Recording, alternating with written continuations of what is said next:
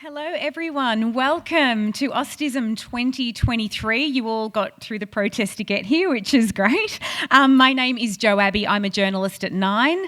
I started off as a mummy blogger, writing about my kids, and it was sort of all pretty innocuous when it was, food allergies and sleep schedules. And then my little boy was diagnosed with ASD2 when he was 7, although I knew from the age of 2 that he was autistic but didn't sort of have the support to have the diagnosis done. Then my eldest was diagnosed with ASD1 when he was 14. And that really surprised me. I thought I knew exactly what autism was because of my little boy, and it was completely different in Philip. And now my daughter is being diagnosed for autism spectrum disorder, as much as we hate that word. So it's 3 for 3. So doing well. And it's a super interesting journey as well. I think that as long as you have a really relaxed, accepting household and they know that I love them, there's a little bit of scope for mistakes and figuring things out as we go along. And Autism Awareness Australia has been a really important part of that journey for me.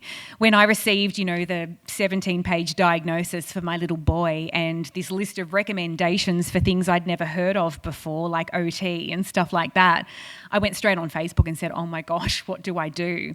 And they all referred me to Autism Awareness Australia, and that's where I started to really educate myself, and then was lucky enough to get involved, and I've been involved ever since. So it's really lovely to have you here with us today. So a little bit of housekeeping.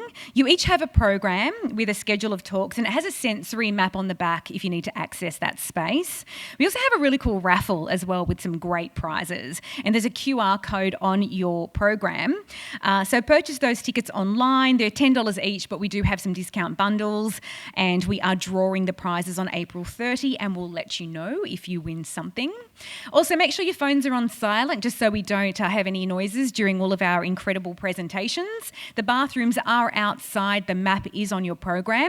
There's fire exit, the sensory maps, and we've also got members of the Autism Awareness Australia team here to help you for the entire afternoon. There are some moments of challenging topics being discussed, so Lifeline is there to support you on 13 11 14, or you can utilise their app. And then there's also the issue of language. There's lots of terms that as parents and carers we don't like to use, like disability and disorder. Some of us do use those phrases. With autism, autistic, I tend to alternate when I write an article now because I get an equal number of complaints regarding depending on what I use. So use what you're comfortable with, as will everyone on stage. So we're going to start off with the parent panel, and the parenting journey with autistic children is certainly interesting. We become very fierce very quickly because we have to, because it's a neurotypical world and everything seems to be set up against our kids, and it's really about getting them through with a really strong sense of self, and we've got some great parents to chat to you about that this afternoon. So hosting our panel is Nicole Hurley, Head of Fundraising and Partnerships at Autism Awareness Australia and parent of 2 awesome boys, one of whom is on the autism spectrum. She's a passionate advocate for families and individuals with autism, and she'll be leading the panel this afternoon. Joining Nicole will be Catherine Pereboom and Sunny Adorian. Catherine's a proud mum of 3 autistic boys and a fixture in the disability landscape. She just does incredible work. For over a decade, she's advocated and worked for real change to support disabled Australians. As Australia's first autism and law enforcement trainer, she's been training police officers across the country free of charge since 2018, and it was through that work that we first met. This work's been recognised and awarded both locally and internationally. It's super important and crucial for our children's futures. Catherine recently launched her new technology company called GVDP, Global Voluntary Disclosure Project. It's an online database that allows users to electronically declare their individual needs and provides first responders real-time in-the-field access to crucial information. She's really doing all of this work on behalf of all of our children, and she's incredible. And also joining her, Sunny. Now, this is going to be a really great panel. In 2019, Sunny collaborated with his autistic son, Woody, to create Woodism.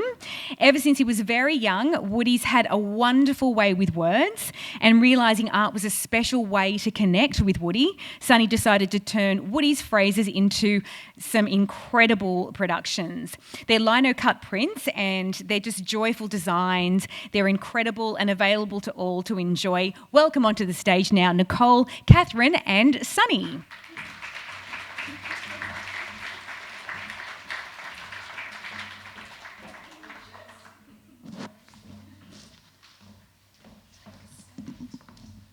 Just test this is on, yes. So, rose between two thorns or two beauties. Grab yourself a water. Happy Autism Awareness Day. How fabulous to be joined by both of you here this afternoon. Thank you for having us here. Thank you. It's a pleasure. Anytime. We're going to start with you, Sunny. We've got a very sweet video to show everyone about Woody and how you created Woodism together. Let's take a look.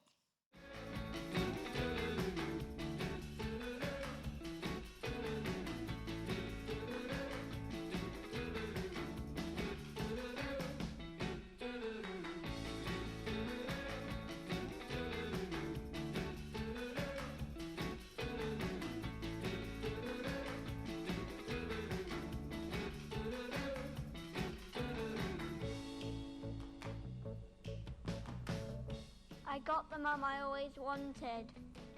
I love you more than anybody ever built. I wish we were the only people on board this planet. I love you for all the minutes.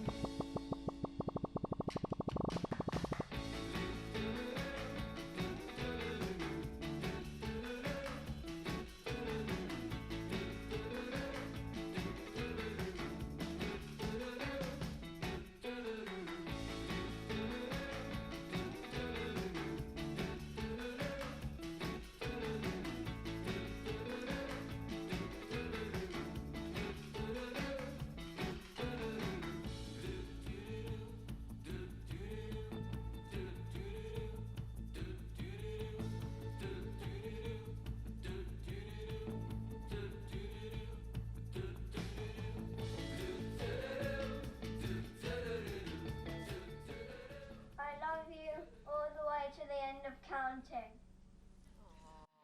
Oh, what a sweet, sweet boy.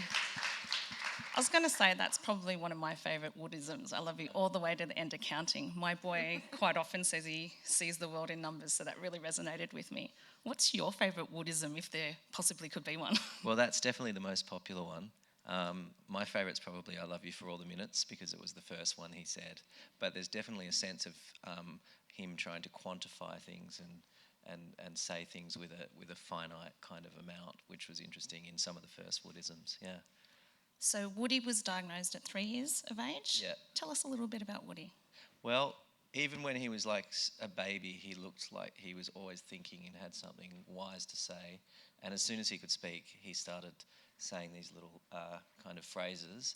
And before he was even diagnosed, and my wife and I used to just write them down. I work in advertising, and my job is kind of to have, they were kind of like little headlines.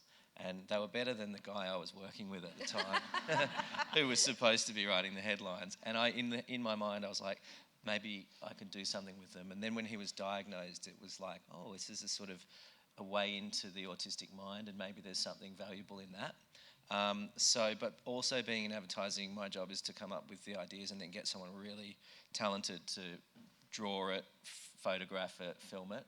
So I kind of looked around and tried to find a really cool illustrator, and then eventually I just thought I'll try it myself, and I did these lino cuts, and like on the video it went viral, and then so it was a bit accidental. We were kind of thrust into it a bit, and we suddenly had an exhibition and very few Woodisms. So we made them together. Woody would help me choose the colours. He would help me print them, and we had the exhibitions. And then since then, it's been great for him in many ways. You know, we got on the BBC News. We won this award called the DNAD Award, and we had to present a kind of a presentation to the judges, but he did it with me, so it was a really good way for us to bond. A few other really good things have happened. He got a bit more confidence at school. He felt he was a bit dumb, and then at school they bought a couple of Woodisms and had them in the corridors, and that made him kind of puff his chest out, and so yeah, there's been some really great moments along the way, but also, like I said, we were thrust into it, and it was a bit of a worry. Like we kind of outed him as autistic, which was something we never really intended, and I think he's okay with it, but I'm worried whether he might have to have years and years of therapy when he's older. Who knows? But that was one thing, and there have been moments when, you know, I was carving this lovely thing about how much he loves me, and he was in the background swearing at me and saying he's going to kill me or whatever. So it was a bit of a therapy for me as well. But it's been a really interesting kind of thing, and like I say, slightly accidental, but really good. What an amazing journey you both were on creating Woodism. How old is he now? Woody's 10 now, and so it's harder because he repeats a lot of the stuff that he sees, and I go, that's a great one, and then I realise he's seen it on TV or whatever. But yeah, he's 10, and we've recently moved to Australia, so there aren't that many new Woodisms, but there's quite a lot of action going on with where we're going to hopefully exhibit and stuff we might do. Now that you're back in Australia, I want to talk about that. Do you think there'll be some Aussie slang Woodisms that come out? I hope so. I mean, he's never been into sport, and he's suddenly all over, well, American baseball, but for some reason Aussie rules. And he loves those mullet haircuts that all the players seem to have with the moustache. Yeah. So hopefully that might transfer into some language as well. At some more point. Woodisms. Yeah, Aussie Woodisms. Yeah. So you recently came back to Melbourne for being in the UK for a long time. Yeah. How's the transition been for yourselves and for Woody to get to know autism in Australia, like our school systems, the NDIS, etc.? It's been very hard. I guess we're lucky. I look at the system and it's hard to navigate. And I suppose if you're a bit older and maybe a bit more confident, it must be easier than someone who maybe is a younger parent. But we came in a real rush. My father was sick and ill, so we came also for a better life for the kids. And obviously transitioning for someone who's autistic is really difficult. So it was a real upheaval for him. We had him at a mainstream school and they were brilliant, and he had all sorts of help, but then that didn't work out. Now we've got him in a specialist school, and we do feel like he's sort of in the middle, because when he was in the mainstream school he was very different, and he felt that. And I don't know, at this new school he's at, I think it's actually good for him, but he sees sometimes occasionally some of the other children melt down. He melts down as well, but when he sees it in the others he feels really anxious, like that's a bit of a ticking time bomb, so he's finding it hard to make friends. But overall, he said to me he loves Australia and it's better than England, so that makes me feel good.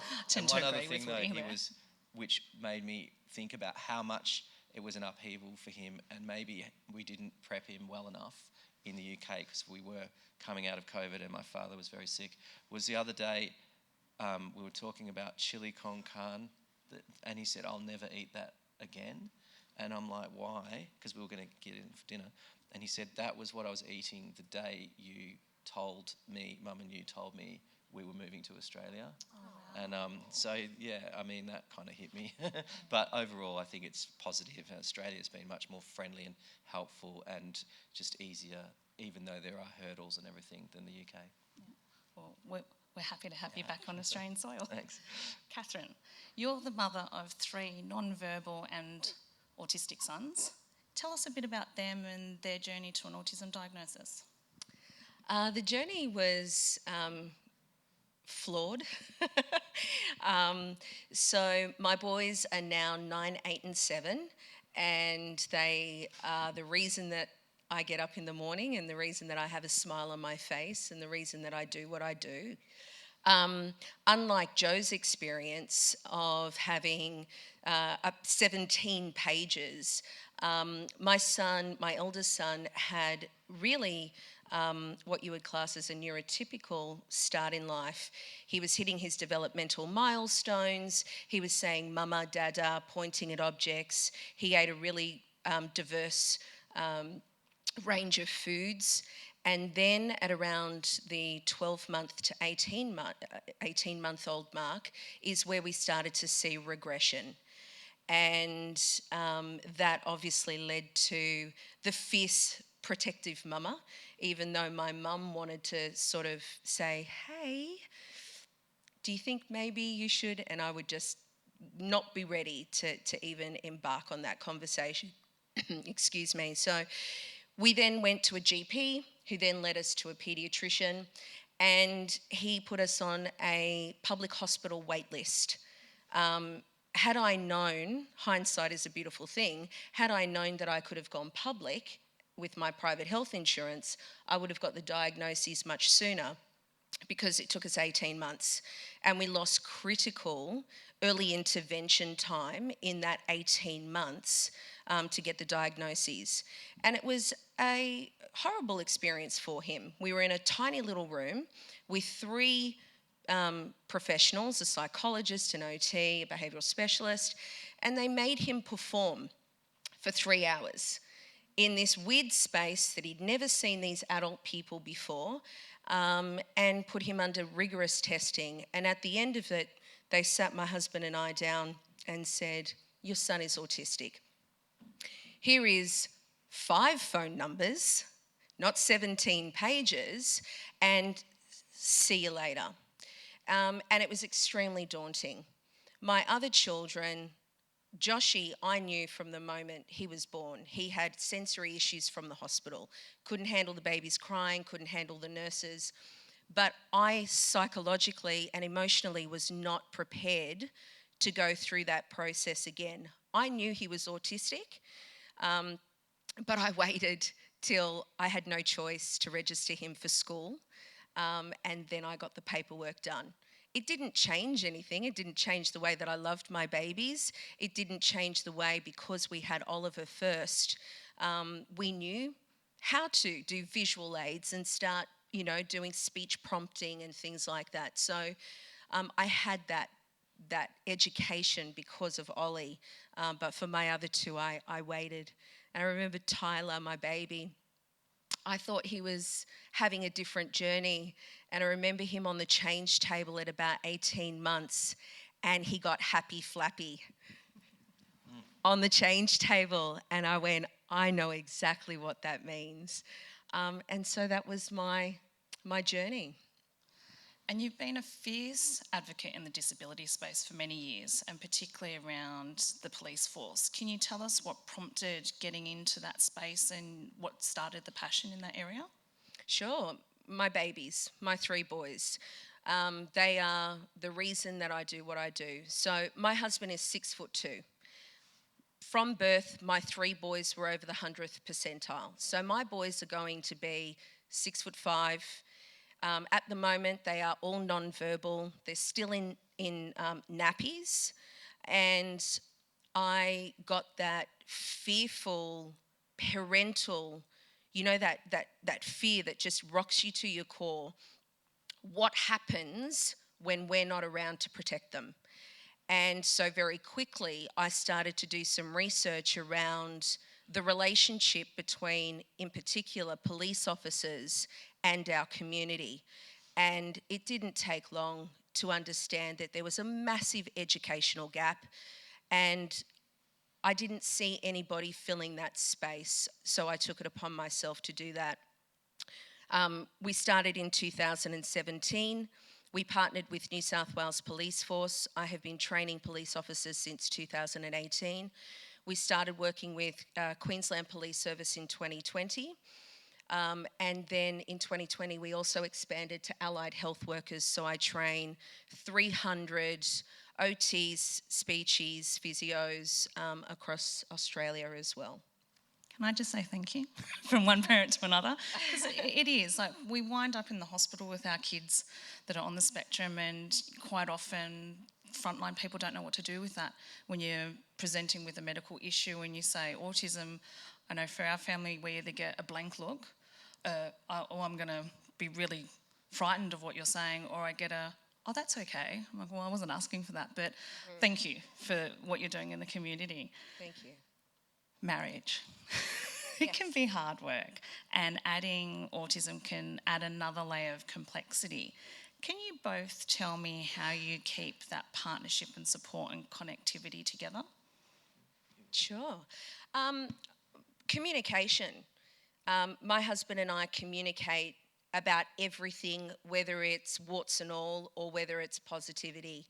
And that communication, even if I don't like what he's saying or if he doesn't agree with what I'm saying, we're still respectful of each other's position, and that keeps us unified.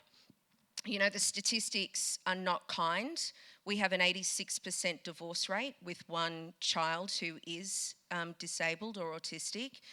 And, you know, I find for us, it is really about that communication and setting time aside for us as a couple. We don't get respite. My husband and I don't get respite. It's very challenging to find people, even with NDIS funding, who will come in and look after my 3 children. So, and if they do, they want to charge the most exorbitant amounts of money. So, respite for us is a lunch date. You know, we take that moment. It's when the kids go to sleep, we don't get on TikTok. He rubs my feet and we talk, and, you know, we might have a gin and tonic and we unwind. So it's really about that respectful communication for us that keeps us united. What about you, Sonny? I would agree. I would say, firstly, I'm lucky to be married to a wonderful woman and an amazing mum, Charlotte, and we do have a similar take. Well, we always have had a similar take on a lot of things, including parenting, which I think helps. But I also think as soon as the communication, there's a crack in it, that's when there's a problem. And I was also thinking about what you said with having time to yourself. It's very hard to get, but it is important, even if it's just, we got a dog, and even walking the dog is something that can help, and it's just to reset, I think is very important. And then can I ask, what do you do for yourselves individually? We say we've got to put the oxygen mask on ourselves first. What do you do, Sonny, to keep your health and well-being in check? I'm not great at it because at the moment the children are with us 24 hours and sleeping in our bed. And there's also a guilt because when you go off and do your own thing, you're kind of leaving your partner with the children on their own. And even though it's fine, you feel that. But yeah, boxing, swimming, I have been doing that, although I've let it slip lately. Trying to be mindful, but I'm probably the least mindful person in the world. And actually, weirdly, carving the woodisms is a very meditative thing. Unfortunately, there's not hundreds of them to do, because I found myself, when I was carving them, like time, it would be 3 hours later, and that was quite relaxing. So I need to get back into actual production. Yeah. Do you have a workshop for that? No. When I did most of them in London, it was in at the table while, you know, the kids were watching TV, but that was nice. Once you've done, I used to do 2 designs and show Woody and see which one he liked. But once the design's done, it's sort of like a mindfulness thing. It's almost like colouring in books or something like that. So you can kind of zone out. So yeah, just at home. I'd love to have a workshop though. I do follow Instagram sheds, but I don't know if I'm going to have one anytime soon. Catherine, what about you? You've spoken about mental health and resilience, and can you share with us what you do in this space? I think just now in 2023, I finally reclaimed Catherine. It's been a very long journey in taking that control back of my life, between the boys, their therapy, their education, running the businesses, making sure that we have a meaningful partner relationship with my husband. We have a Labrador, and then there was me. Yeah. Between all those priorities. And several years ago, I ended up with severe carer's burnout. And I didn't want to be here anymore. And so it's taken a long time for me. Thank you. I told you I'd need tissues. No, thank you for the prompt. But it's taken a long time for me to just now understand that I have to prioritise me, because without Mama Bear in the ecosystem of our household, I think things would go very differently. So this year, it's the simplest things that I've done. I went and got acrylic nails. Now, I haven't had acrylic nails since I was in my 20s, right?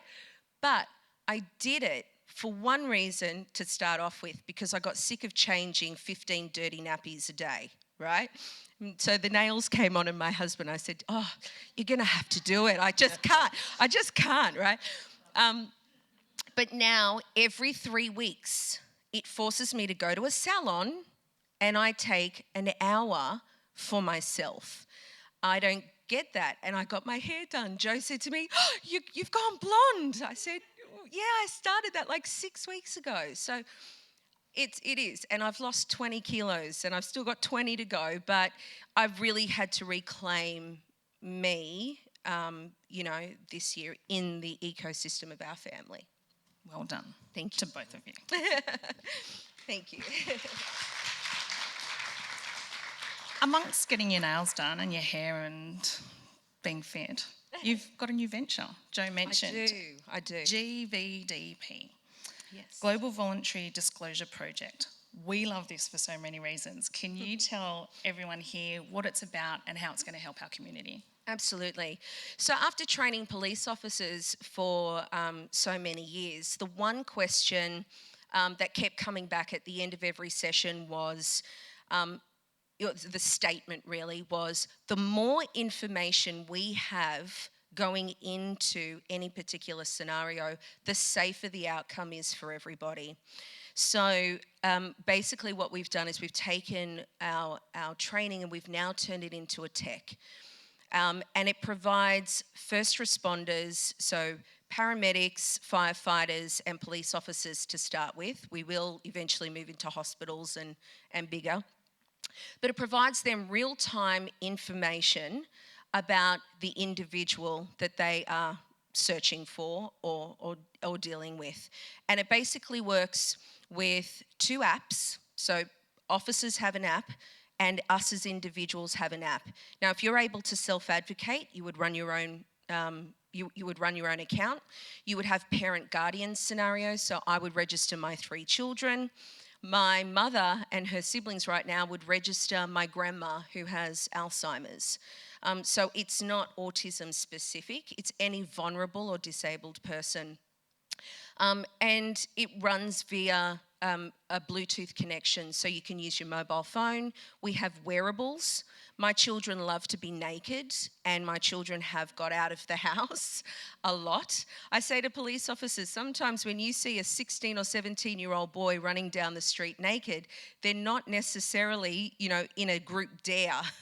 They could be on the autism spectrum. And so I'm so proud of this tech and what we're doing. We've partnered with massive organisations such as the FBI, the NYPD in New York, with obviously our relationships here, Queensland Paramedics, Hearing Australia. We've worked with a lot of different organisations who have contributed. We've also we've done thousands and thousands of hours of interviews with individuals with different ranging comorbidities and conditions. And so we're currently in trials in Texas at the moment. We've got the National Autism Association there working with us, which has been phenomenal. And we're doing pre-orchestrated trials with police there, as well as in-field trials.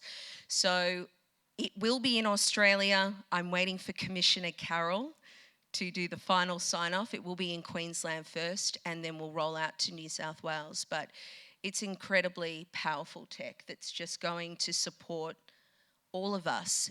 And we're the curators of our own information. When you go to the hospital, you don't get your own medical records back. We curate our own information. So we can write there what our diagnoses are, what your loved one's behaviour triggers are. What's going to help them de-escalate? Is it a video of you singing Peppa Pig? Is it photographs of your loved one, their pet? It's all personalised, and you manage that. So if all of a sudden you decide to dye your hair purple, you can update your photographs. And officers can scan from a very safe distance. Our beacon range is about 30 metres. And so they know who you are before they get there. So it reduces trauma. it reduces arrests, it reduces fatalities. So it's a very powerful tech, and I'm very proud of it. Such important work. Give her a round of applause. We're very excited for that to be ticked off by the Commissioner and launched in Queensland and around Australia. Thank you. So when do you sleep?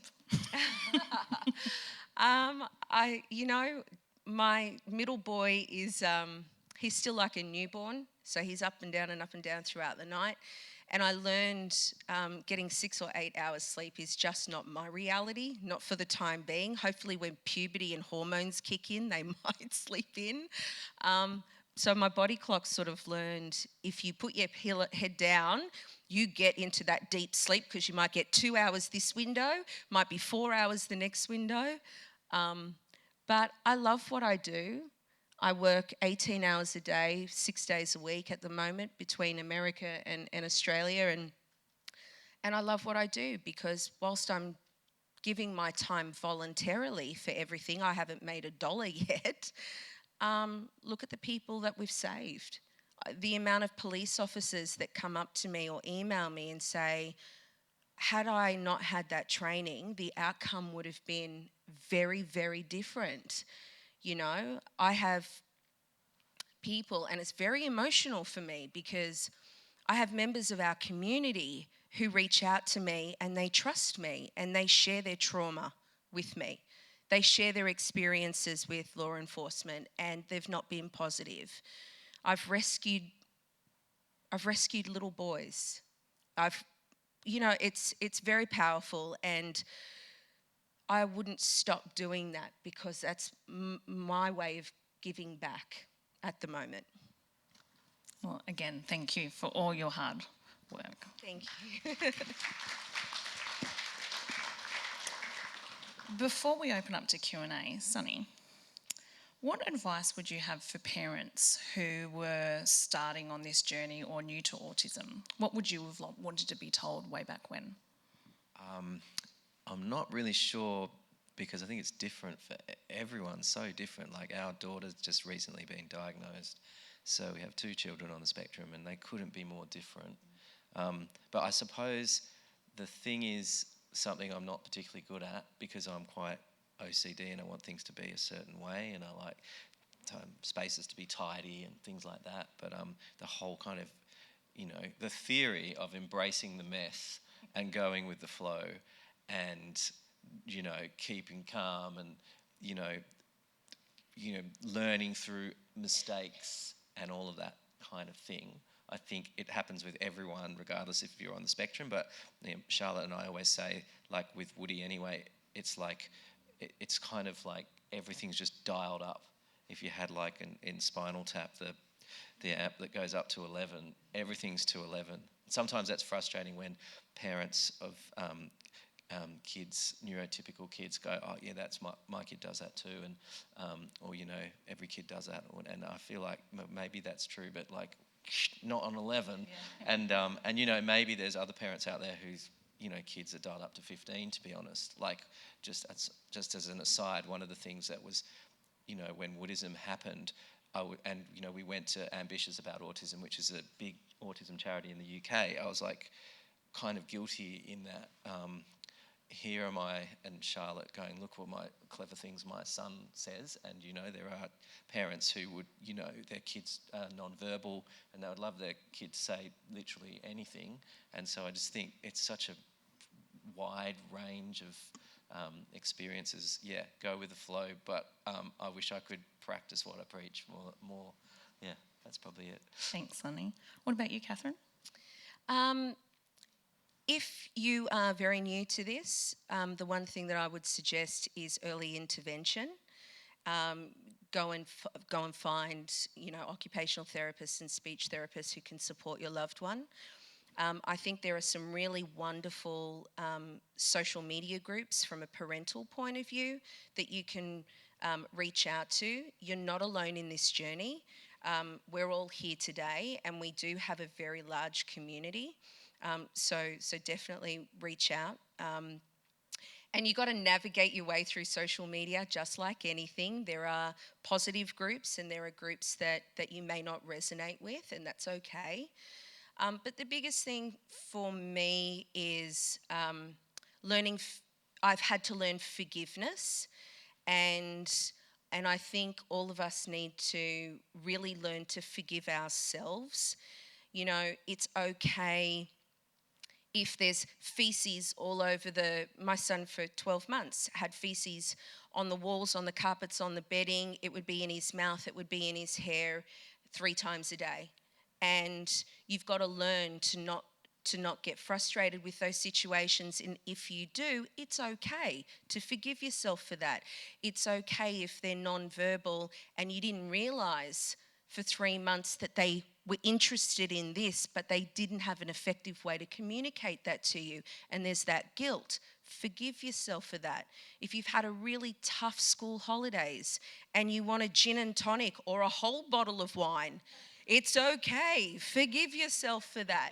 You know, and it's been challenging. I'm not in peak physical condition. I've had to learn how to forgive myself for that because I wanted to put my children first and I wanted to do those things. So I think forgiveness, it's something that I'm still learning to do, but it's becoming more of a mantra for me. Some wonderful advice. Thank you both to you. Opening up for Q&A. Has anyone got any questions for Sunny or Catherine?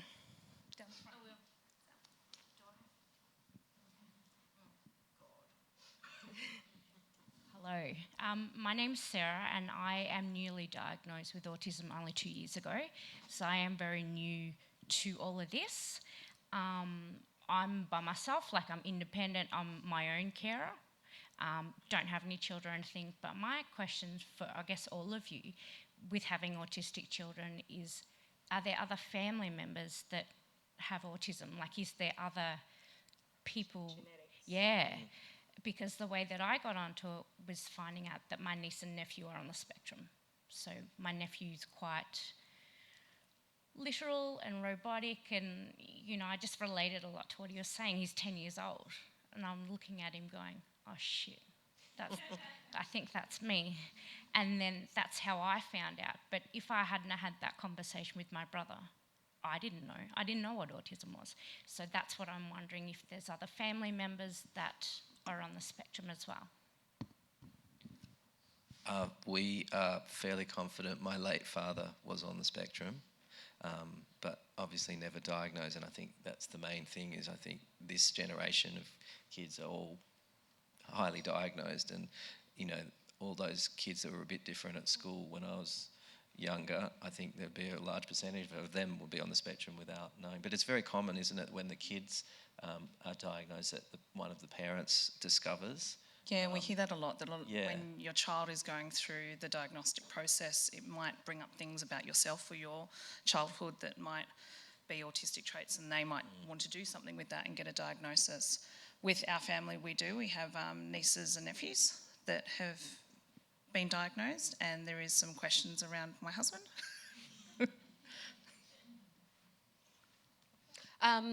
We discovered on my husband's side that we do have 2 nephews, but it's not prevalent. I've got 300 relatives in my Maltese side.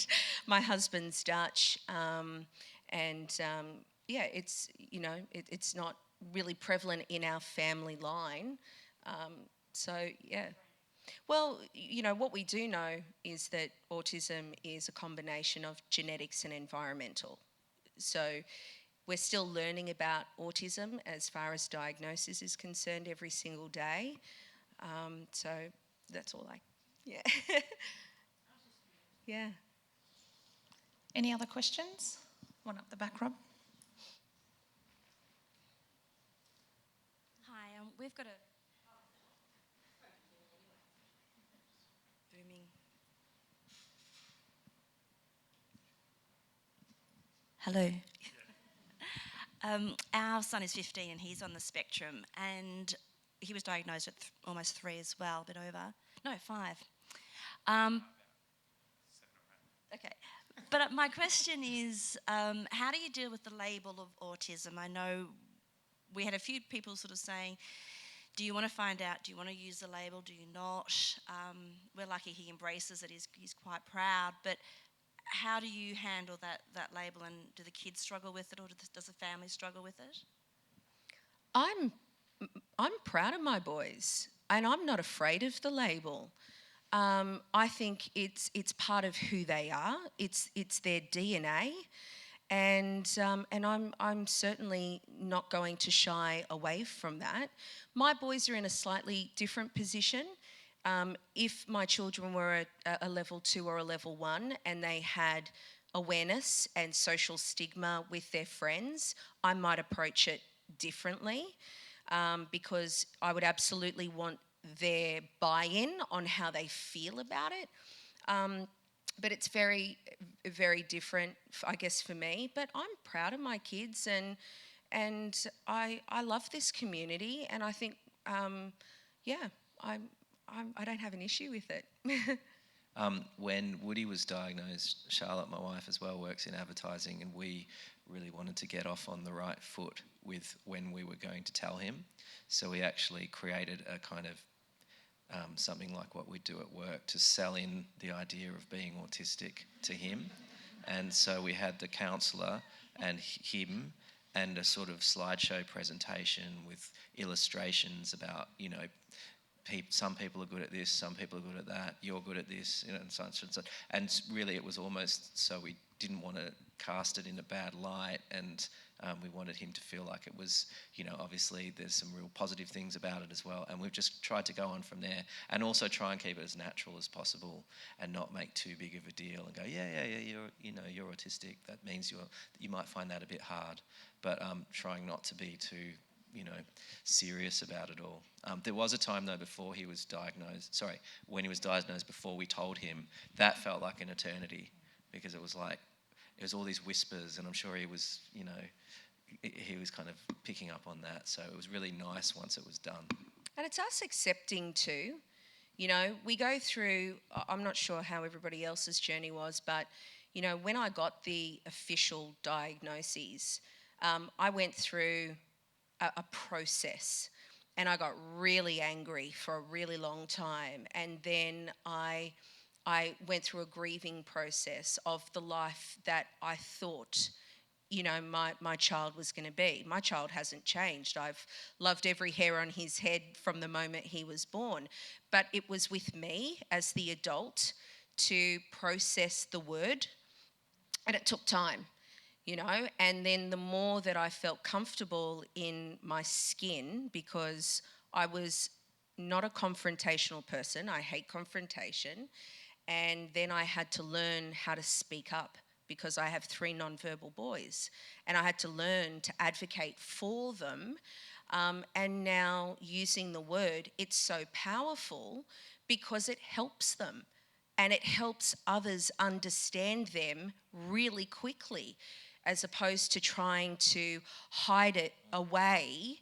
Now I'm happy to say my boys are autistic.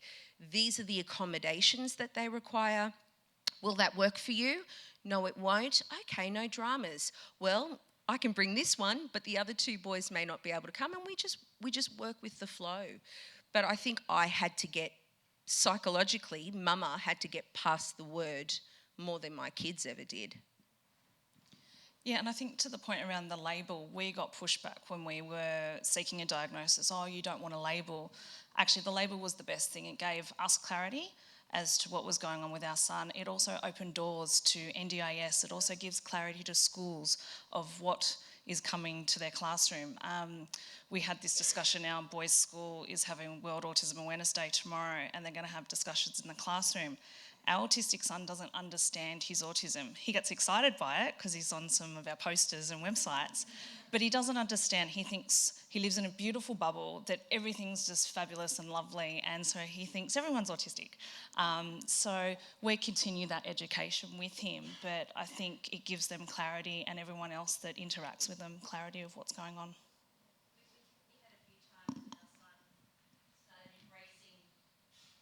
Started embracing calling himself Aspie, so he was Aspie, and he would admit that sometimes he'd use the Aspie card to get away with stuff. So yeah, cheeky. he was embracing it too. Thank you very much. And keep clapping for our beautiful guests, Sonny and Catherine. Thank you for your time this afternoon.